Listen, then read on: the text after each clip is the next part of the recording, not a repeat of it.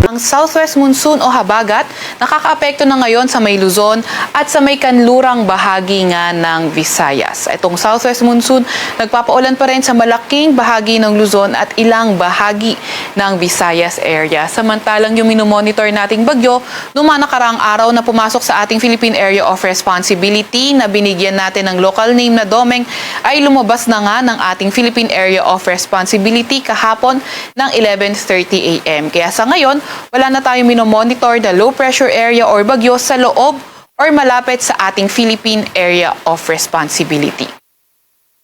Dahil naman sa southwest monsoon o habagat, may inaasahan pa nga rin tayong mga malalakas na paulan kaya meron tayong nilalabas na weather advisory.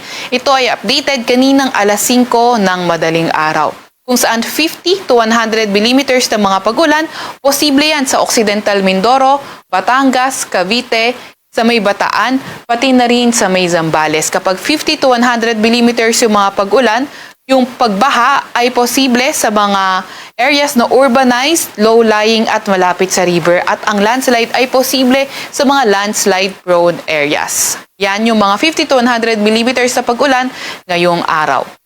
Bukas naman, 50 to 100 millimeters na mga pag-ulan, posible pa rin sa may Occidental Mindoro, Batangas, Cavite, sa may Metro Manila, Bulacan, sa may Bataan, Pampanga, Zambales, Tarlac, pati na rin sa may Pangasinan.